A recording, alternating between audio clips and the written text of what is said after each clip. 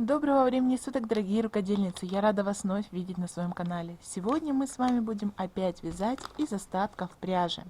Данное видео я разделю на две части. В первой части мы с вами свяжем коврик из остатков пряжи, а во второй части будет очень интересная вещь, которая, надеюсь, вам тоже пригодится и будет полезна. Итак, нам для работы будут нужны остатки ниток. Самое главное, смотрите, чтобы по толщине у вас все ниточки были одинаковыми, но так как в остатках это невозможно, ориентируйтесь по самой толстой нитке. То есть, вот, допустим, самая толстая нитка. И, к примеру, у меня есть еще вот такая вот тоненькая и еще тоненькая. Ну, это так, для примера. Я их складываю вместе и провязываю вместе, и получаю такую толщину, как здесь. Потому что если будем вязать вперемешку, то есть тонкие с толстыми нитками, тогда у нас будут большие перепады и изделие будет где-то стягиваться, где-то наоборот сильно расширяться. И также нам будет нужен крючок, который подходит к толщине наших толстых ниточек. У меня это крючок 3,5. Также для вязания нам будет нужен вот такой вот наполнитель, чтобы набивать наш коврик.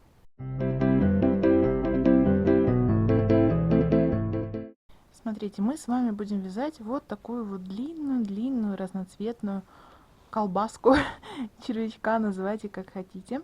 И поэтому смотрите, количество воздушных петель, начальная наша цепочка, вот эта вот, должна быть равна ширине, желаемой ширине нашего основного изделия, основного полотна, точнее нашей вот этой колбаски червячка. Поэтому мы с вами провязываем нужную нам ширину, не высчитывая, сколько у нас петель получается, просто примерно набираем цепочку. Вот, мне достаточно. Если хотите шире, значит тогда провязывайте больше, но я не рекомендую делать сильно широкую, потому что потом будет неудобно сворачивать наше вязание. Давайте провяжем еще одну петлю. И теперь смотрите, во вторую петлю от крючка, первая, вот она вторая, мы провязываем столбик без накида 1, и сюда же столбик без накида 2. Теперь до конца цепочки в каждую петлю провязываем по одному столбику без накида, пока не дойдем до последней петельки.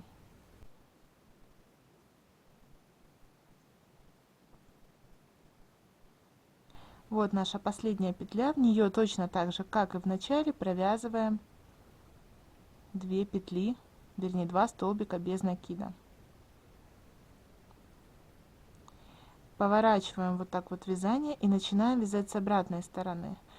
То есть находим не вот эту петлю, куда мы сейчас с вами 2 столбика провязали, а следующую свободную петлю.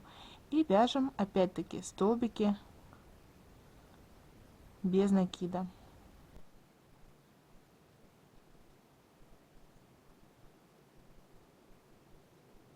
Доходим до последней петельки, до той, куда мы с вами вязали 2 столбика.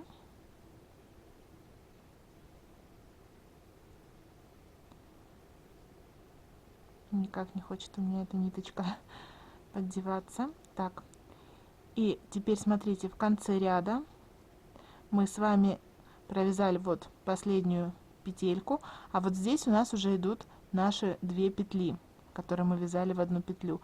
Поэтому мы с вами уже вяжем не сюда, куда у нас провязаны в начале 2 петельки, а вот в первую петлю под 2 стеночки мы провязываем столбик без накида. И теперь просто по кругу вяжем до тех пор, пока у нас либо не закончится цвет, либо пока мы не захотим его сменить. Ну, либо же, если вы вяжете однотонную вещь, тогда вообще никаких проблем. Просто по кругу вяжем. И когда мы провяжем примерно, ну, около 10, там, не знаю, 12-13 сантиметров, у нас получится такая вытянутая форма, мы будем набивать ее нашим наполнителем. Все, по такому принципу мы вяжем всю нашу, как говорится, всю нашу колбаску. Когда доходим вот до конца ряда, мы с вами, у нас, видите, нет никаких петель подъема, ничего. Мы просто вяжем по кругу.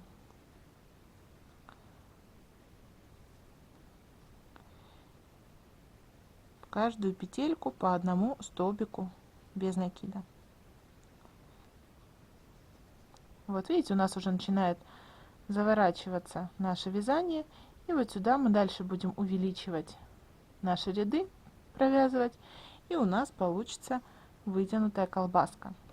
Вот смотрите, когда у нас провязано примерно вот такое вот расстояние, мы с вами наполняем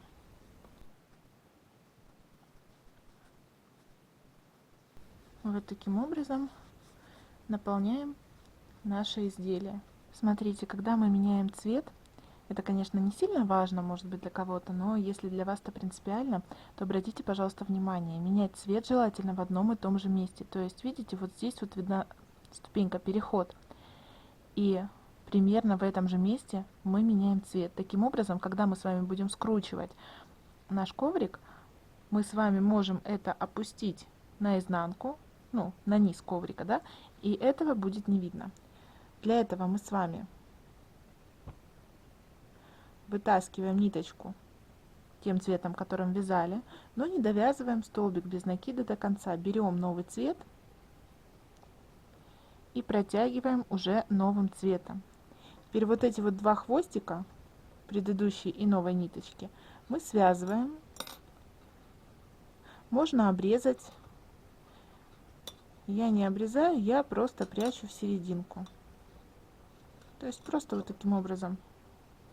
Раз, и в серединку. И теперь продолжаем вязать новым цветом.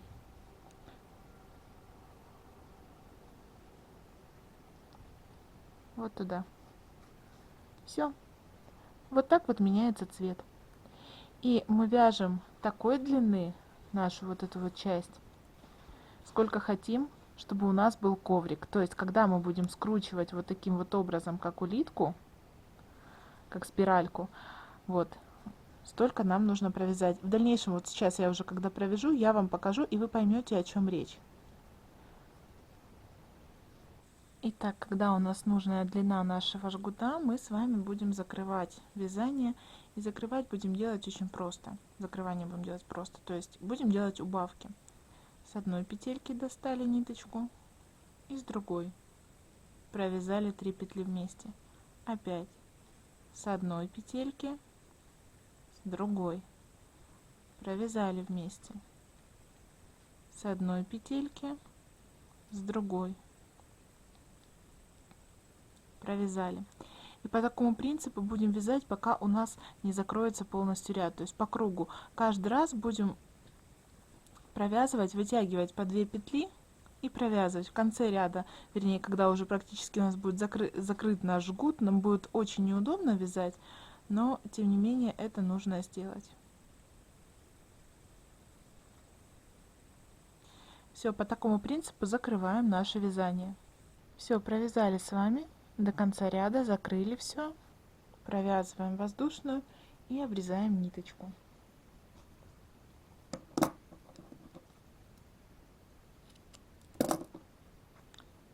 Теперь нам нужно свернуть нашу улиточку, наш коврик. Смотрите, я уже начала это делать, просто неудобно, не помещается до конца в камеру все. То есть мы с вами аккуратненько, плотненько, вот таким образом закручиваем наш коврик. Вот так. Также следите, чтобы все наши вот эти вот стыки, там где у нас был переход цвета, они были с обратной стороны, чтобы вот здесь на лицевой стороне у нас все было ровненько и красиво. Теперь нам осталось только сшить наш коврик. Итак, теперь наша задача с вами сшить, вот так как мы будем заворачивать, точно так же и сшить наш коврик. Для этого мы с вами в основании заводим иголочку. Закрепляемся вот таким образом между двумя ниточками, чтобы крепче было. И теперь максимально, вот насколько это возможно, мы прикладываем близко вот эту вот часть, чтобы вот так вот было. И находим вот с этой стороны, смотрим,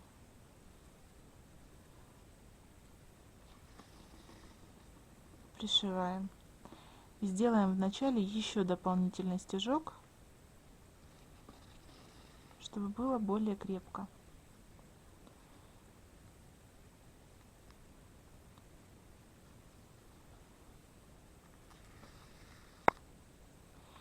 Теперь мы с вами делаем стежок вот здесь вот рядышком, то есть по вот этой вот полосочке, ну, вернее, по вот этому цвету. Здесь стежок, подворачиваем точнее наш голубой цвет, и здесь стежок.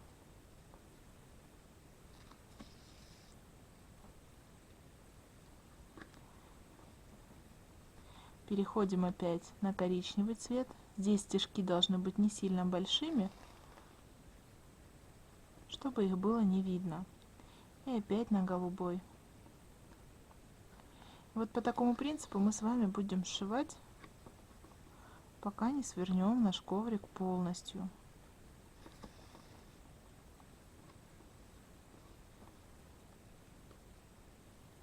Я думаю, что здесь у вас сложностей возникнуть не должно.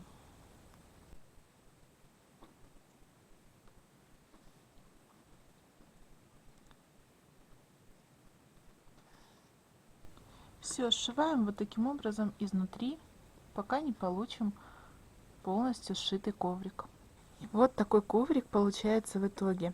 Смотрите, можно его оставить ковриком, а можно сделать еще одну интересную фишку, какую я покажу уже в следующем видео, поэтому подписывайтесь, чтобы не пропустить следующий мастер-класс. А на этом сегодня я с вами прощаюсь. До новых встреч. Пока-пока.